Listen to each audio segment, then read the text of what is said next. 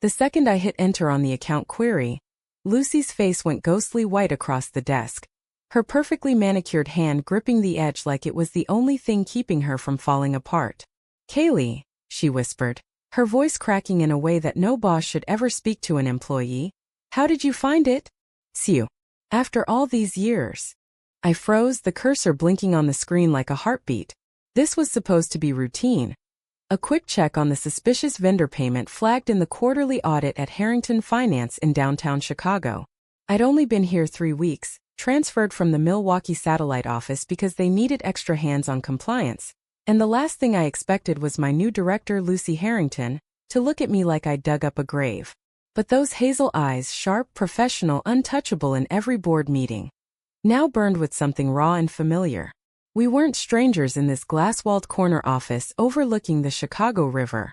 We were the secret I'd buried to keep my family from shattering. The numbers on the monitor blurred.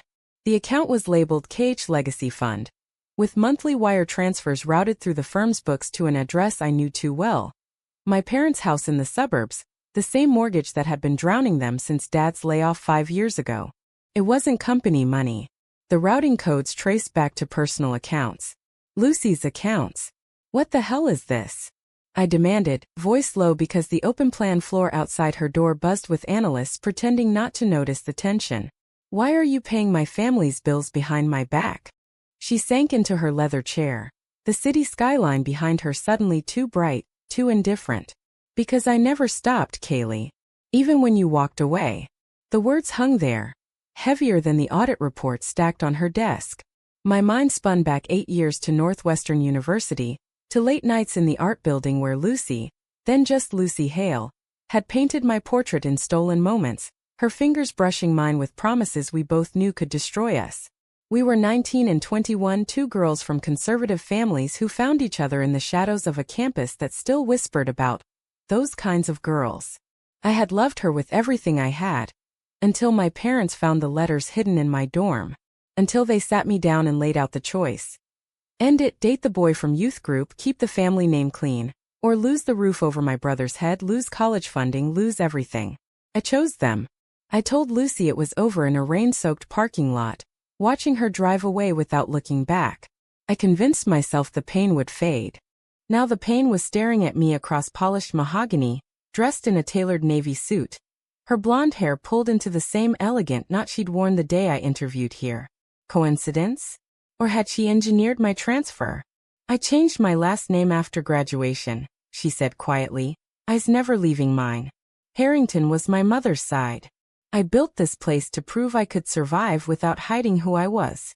But when your resume crossed my desk, I couldn't say no. I thought I could stay professional, keep the fun quiet, until you opened it today." My stomach twisted. The price of her silence hit me first. 8 years of wondering if she hated me. 8 years of forcing smiles at family dinners while my mother pushed blind dates and my father preached normal. The price of my choice. Guilt that never left, nights alone in my tiny apartment replaying what ifs. "You lied to me," I said, standing up because sitting felt too vulnerable. "You watched me struggle and said nothing."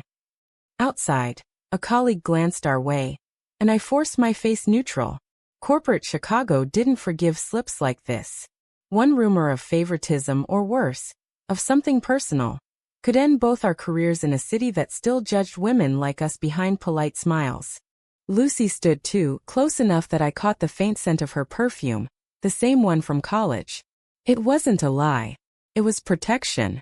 For you. For us. Her hand brushed the desk, inches from mine, and for one reckless second the old spark flared, romantic, dangerous, alive. But I pulled back. The moral weight crushed in. Was this love or manipulation? Was I betraying my family again just by standing here? "We can't do this here," I whispered. "Not now." She nodded, but her eyes said the conversation wasn't over.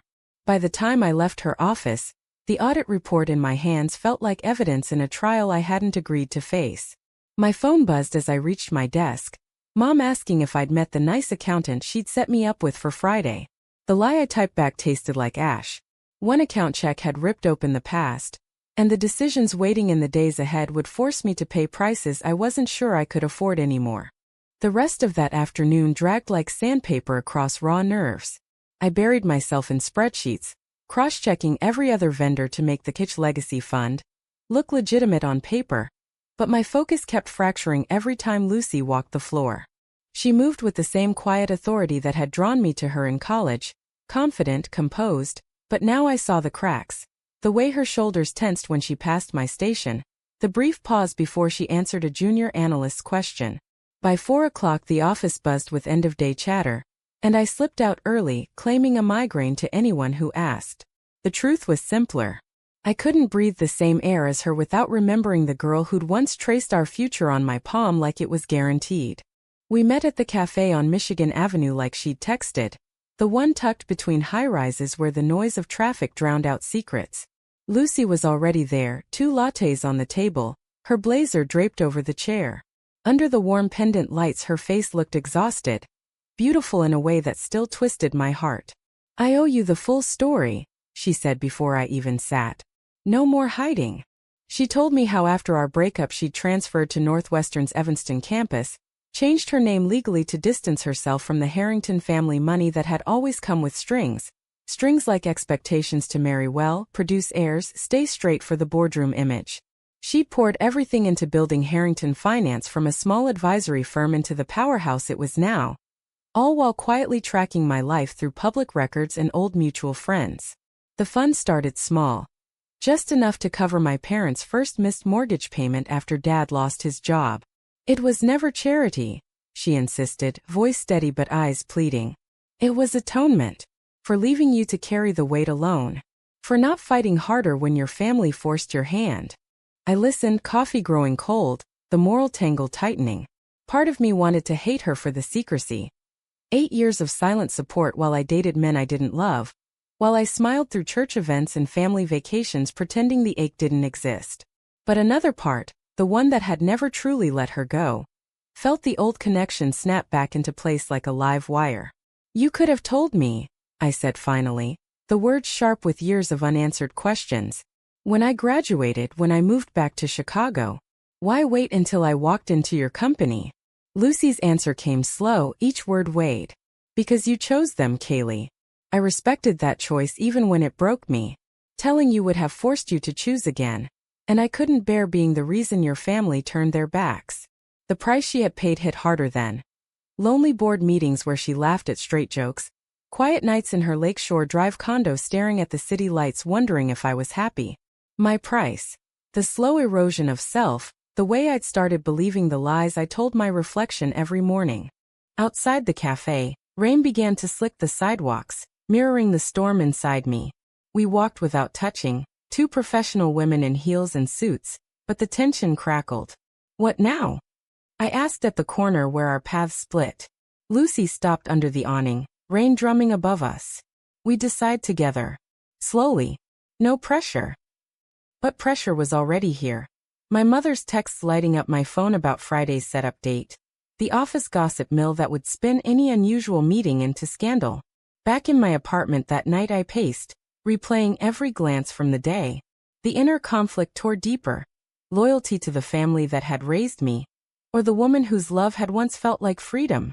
I didn't sleep. By morning the choice still loomed unresolved. And I knew the coming week would test every boundary we'd both spent years building. Monday hit like a verdict. I arrived early to find Lucy already in her office, door closed, reviewing the same audit I'd doctored. When she looked up through the glass, her nod was professional, but her eyes held the question we'd left hanging in the rain. We didn't speak until after lunch when she scheduled a compliance review, in the small conference room on the 12th floor, neutral ground away from prying ears. The moment the door clicked shut, the mask dropped. "I can't pretend anymore," she said, leaning against the table. "Seeing you every day is killing me slowly." Her confession poured out. The nights she'd driven past my old apartment building just to feel close.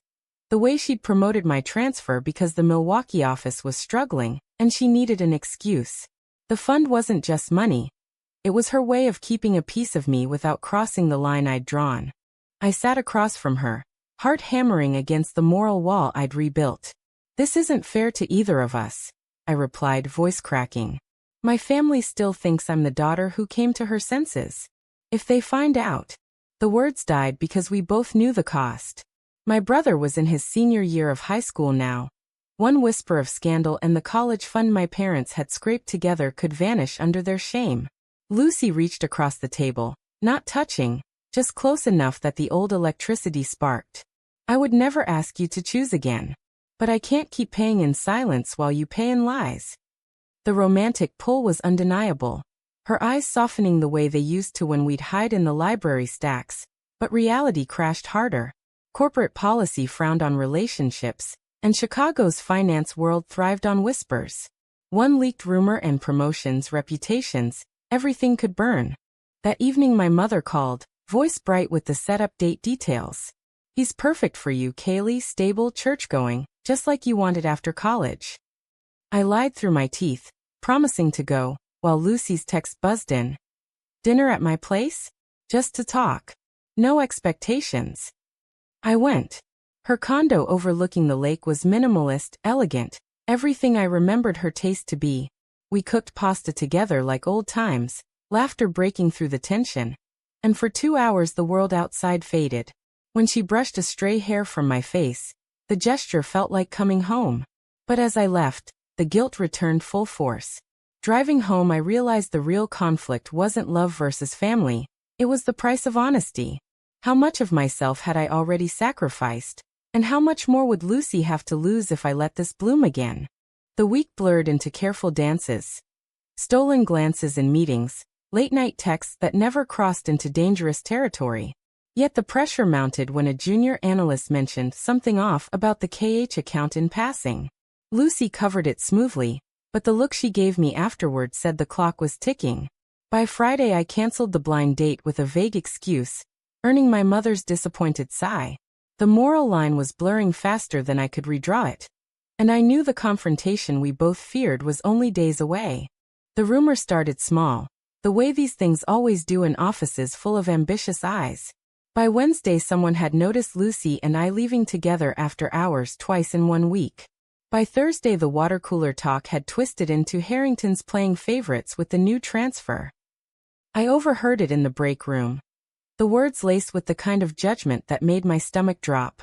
Lucy called an emergency all-hands meeting that afternoon, framing it as compliance refresh, but her eyes found mine across the room with a silent warning. Stay calm. Inside, the social prejudice I'd feared since college clawed back up. Chicago's corporate scene tolerated a lot, but 2 women in power positions with any hint of closeness? That crossed into career suicide territory. After the meeting, she pulled me into her office. We have to be smarter, she said, voice tight. I won't let this touch you. But the betrayal came from inside. A colleague I'd thought was an ally, Sarah from compliance, had already emailed HR with concerns about irregular account handling. The email didn't name names, but the implication was clear. Lucy's face hardened as she read the forwarded copy. She's been gunning for my position for months. This is her play. The confrontation escalated that evening when Sarah cornered me in the parking garage. I saw the fund transfers, Kaylee. Whatever's going on between you two, it ends here or I take it upstairs. Her words weren't just professional. They dripped with the same disgust my parents had shown years ago. I stood my ground, denying everything, but the lie tasted like fresh betrayal of the woman who'd quietly carried my family's burden. That night Lucy and I met at a quiet diner far from the loop, the kind of place where no one cared who sat across from whom. She looked exhausted, the price of leadership weighing heavier now that her secret support was at risk. I can bury the email, she said, but it means calling in favors that could cost me board trust. The moral dilemma sharpened. Let her protect us and risk her career, or come clean and watch my family turn away forever. We talked until closing, hands finally touching under the table in a small act of defiance that felt both romantic and reckless. Driving home I replayed every choice, my breakup 8 years ago, the fund, the transfer. Each decision carried its own scar, and now the social machine was grinding us both down. The next morning HR called Lucy in. She emerged pale but steady, the meeting resolved, with a vague warning about appearances. Sarah smirked in the hallway, but the real damage was deeper. My mother's next call came laced with church gossip. Someone mentioned you and your boss spending too much time together. Nothing inappropriate, right? The question hung like a threat. I hung up shaking, realizing the prejudice wasn't just at work anymore. It had followed me home. Lucy texted one line. Whatever happens next, we face it together. But facing it meant paying prices neither of us had budgeted for. And the tension ratcheted higher with every passing hour. The breaking point arrived on a Sunday when my parents invited me to dinner under the pretense of family time. I knew better the moment I walked into their suburban kitchen and saw the set table for 4. My blind date from weeks ago sitting there with a forced smile. We thought it would be nice to reconnect, Mom said, eyes darting between us like she already sensed the lie I'd been living. Dad's silence was heavier, the same silence that had forced my hand 8 years ago. Halfway through the meal my phone buzzed. Lucy's name on the screen with a simple, "Call me when you can." I excused myself, heart racing, and stepped onto the back porch. Her voice was strained. "HR's opening a formal review tomorrow." Sarah pushed it with more details on the fund. "I can fight it, but it means exposing the personal transfers." The sacrifice she offered next floored me. "I'll resign if it protects you. Walk away from everything I've built." The words cracked something inside me. This was the woman who'd paid quietly for years, now ready to lose it all for a love society still condemned. I returned to the table numb. And when my father pressed about settling down, the truth spilled in a rush I couldn't stop. I'm not interested in him. I'm in love with someone else, someone who understands me completely. The room went dead. Mom's face twisted in the familiar mix of disappointment and fear. "Not this again, Kaylee. Not after everything we went through to save you from that path." The confrontation exploded. Dad demanded names. Mom cried about family reputation. My brother stared in quiet shock. I left before dessert, the price of honesty paid in slammed doors and a text from Mom. "If you choose her, don't come back." Driving straight to Lucy's condo, I found her waiting, eyes red from her own battles with the board. We sat on her balcony overlooking the dark lake, the city lights distant and indifferent. "I told them," I said, voice breaking. "I chose us." Her arms finally closed around me, not in passion, but in the deep, steady comfort we'd both craved for years. The romantic moment was quiet, beautiful in its honesty. 2 women holding the pieces of lives they'd sacrificed for each other. But the awakening came hard. Love wasn't free. My family was fracturing. Her career hung by a thread, and the social world outside waited to judge every step. Monday's review meeting dragged both of us in. Lucy defended the fund as personal philanthropy routed correctly, taking full responsibility. I backed her with audit logs I'd prepared overnight. Sarah's accusations fell apart under scrutiny, but the damage lingered in sidelong glances from the team. By evening Lucy had lost a keyboard ally, and I had a missed call from my brother begging me to fix this. The inner conflict resolved into clarity. I wouldn't go back to pretending. The price was steep, but for the first time in 8 years I felt awake. The final board vote came 2 weeks later, a closed-door session that left Lucy's future in the balance. I waited in the lobby, pacing the marble floors while Chicago's spring rain streaked the windows. When she emerged, the look on her face said everything. Demoted, not fired, but stripped of director title and moved to advisory. The price she paid for shielding me, for shielding us, was public. Colleagues whispered as we left together, no longer hiding the truth. My family remained silent. The last text from Mom simply read, "We need time." The betrayal cut both ways. Mine to them, theirs to the daughter they'd tried to mold. We drove to the lakefront that evening. The same stretch where we'd once walked as college kids dreaming of a future without fear. Lucy took my hand openly now. The gesture simple yet revolutionary after years of shadows. "I don't regret any of it," she said, voice steady against the wind. "The fund, the silence, the fight. Because it brought us here." I leaned into her. The romantic connection no longer hidden, but tempered by the scars we'd both earned. The psychological drama had forced every choice into the light. My decision to confront my family, her decision to sacrifice status, the shared awakening that love demanded honesty even when society punished it. Inner conflicts resolved not in easy victory, but in the quiet acceptance of costs, lost promotions, strained family ties, sidelong stares at work. Yet standing there, the city skyline glowing behind us, I felt the first real peace since college. We rebuilt slowly. Lucy took the advisory role with quiet dignity, mentoring juniors who now looked at her with new respect. I stayed in compliance. The audit flags closed without further scandal. My brother eventually texted back, a tentative bridge. My parents. Time would tell. The social prejudice lingered, but we faced it together. No more accounts to hide, no more secrets to guard. The journey from that single screen check to this moment had been lined with confrontations, betrayals of expectations, and trades we both willingly made. In the end, the real awakening wasn't just love. It was the courage to pay the price and still choose each other. Was it right for me to choose love over the family that raised me? Or did Lucy's years of silent protection make her the one who truly betrayed the bond we once shared?